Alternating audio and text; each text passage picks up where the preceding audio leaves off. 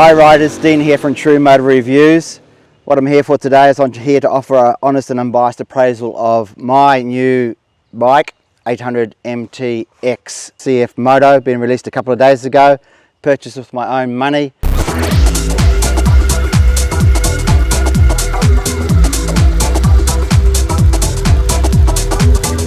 Why I'm doing it is I have no interest in whether you buy one, but I don't know about you, but I've bought probably 50 or 60 new motorcycles, maybe more. Got home and been very disappointed. So what I thought I'd do is I'd buy this bike and I'd come here and I'd tell you what my opinion of it was, any glaring faults, any things that I found that I did or didn't enjoy. I've done over 800 kilometers on this bike, which is about 500 miles in case that's the way that you measure things, with me and a few mates, and a lot of the time we had along a new Transalp or current model Transalp, which I will do a separate video on as a comparison. I'm not here to do that right now, but a lot of the video footage you will see the Honda lurking, whether it be side by side in the air or whatever. So this bike is new to market.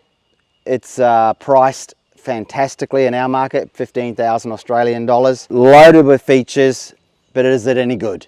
You know, that's what we're here to say. I mean, with this standard features, it puts it in a price range of probably bikes that are sitting now from other countries about $25,000. So this is a lot cheaper, not worth that much if it's not very enjoyable to ride. So 800 Ks, we've got a fair idea about that.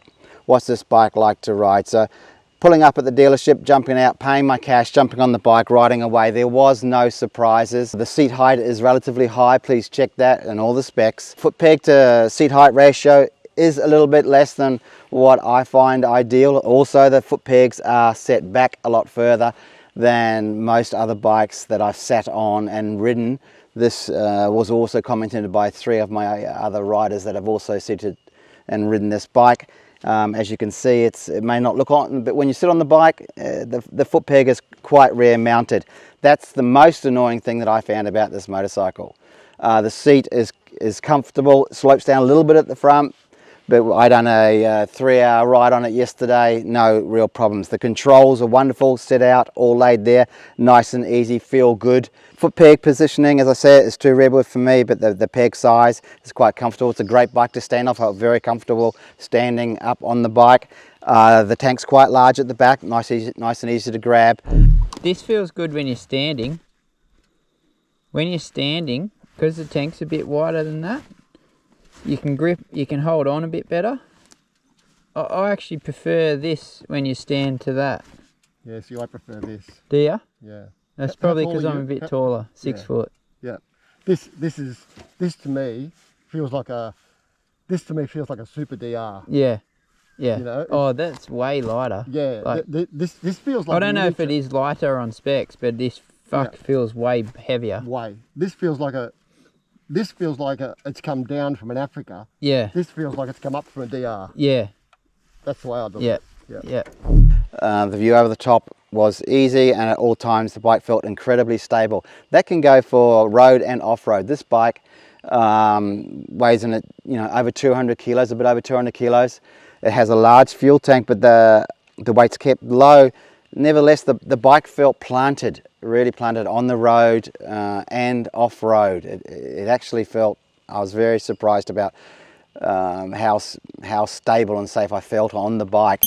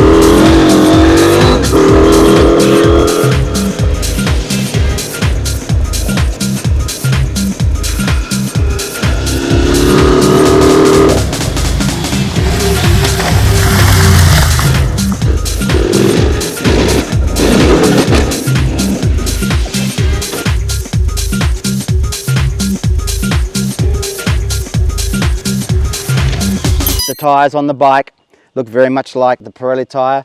I wondered how they got away with that. Apparently the Chingshintai CST company is the parent company, or owns the Pirelli Moto. Don't quote me on that, you can look it up, but that's why these look a lot like the Pirelli, I think, and they work very well on and off the road. Of course, if you want a more road biased tyre to go foot peg scratching, knock yourself out, or a more off-road tyre, but for everything that we've done on the video, they've coped very, very well.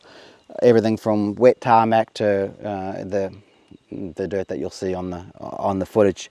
The front suspension and rear suspension are fully adjustable, rebound compression spring, and it works absolutely great. I'm pretty fussy on my suspension, and I'm really surprised at how good it is. I have had a little play with the clickers to suit my girth. I'm 5'9", I've got a 31-inch inseam, and I'm 100 kilos, but spring rates are fine for other riders from 70 kilos that have also ridden this bike, so a bit of fine tuning on the dampening if you wish. Has got a steering damper fitted to its standard. Not exactly sure why, what sort of conditions that would be absolutely necessary in. Certainly not the sort of ones that I'll be venturing off into, but nevertheless, I'm sure they know what they're doing, and I know that KTM also use that steering damper. So maybe the geometry is a little bit steep. You can check out the wheelbase and the steering geometry and stuff like that, should you wish. The brakes road are completely adequate. Haven't got the bite of some of the more track focused motorcycles in my shed, but nevertheless totally adequate, and on the road no surprises at all. Off road I found them very predictable and controllable, quite nice. The motor is strong, smooth, linear, has got different characteristics, I've been told, compared to the road one. I don't know, I have ridden the road one. It felt pretty much the same to me. I think that this might have a bit more possible torque. They're claiming more torque. Same sort of 95 horsepower sort of thing. I don't know how many kilowatts it is. It never felt lacking anywhere. Pulls strong and smooth throughout the entire rev range. Certainly picks up its skirt and gets and pulls very hard over 6 grand, I think. Depending what gear in this, of course, how fast you're going, but in top gear, 6 grand, it was very eager to keep on accelerating, of course in a legal, timely place and manner. I have been told you'll be interested in the fuel range, so you can work it out. I'm running about 4 litres per 100 kilometres at a fairly brisk place, road and off-road, so you can work it out from that. You can see on the spec sheet that there are so many standard good items on this bike. You can see some of them here. Other things you can't see so easily is probably the tubeless rims. Whether you consider those items that are on the spec list to be important to you would probably have a serious bending on whether you found this motorcycle right for you. You might want to find a motorcycle that might be out of Japan, that has less spec, but the same sort of money. They are out there. We're not here to talk about that so much, but it is an option if you do like the spec, as I did. That's why I paid my money for it, is that I don't really want to spend a lot of money after purchasing this bike on this bike. I have done that in the past. It's not what I want to do with this bike. I found the wind protection fantastic. I love these little inserts here. That does a great job of keeping extra wind off me. Plus, I love the fact that I can just raise the screen whilst riding very easily. I did notice off-road yesterday that this screen slowly lowered by itself, which was rather annoying, and that's without a GPS or anything mounted on here. I'm not sure why it was doing that. I will try and find out. The bike's due for its first service in the next day or two. I'll get them to look at that. No other glaring fault. Front high guard keeps most of the debris off me in the dirt. Obviously, with the vents on the back, I did find a little bit coming up through the through the area that's cut away to allow the forks to do their turning. It has got things like a USB outlet here, USB and USB-C. Obviously we have an off-road setting, we have a range setting, and we have a standard road setting. And depending on the condition that you're in, you can toggle through, although I think there are some features within that screen which maybe don't toggle so easily. I have a big TFT screen on here, nice and clear. Some of my other riders thought it was a bit bright. I didn't have a problem with that. There are some dimming features available on that. Of the controls on the handlebars, the cruise control is very easy to work. Very same system as you've probably seen on KTMs or something like that.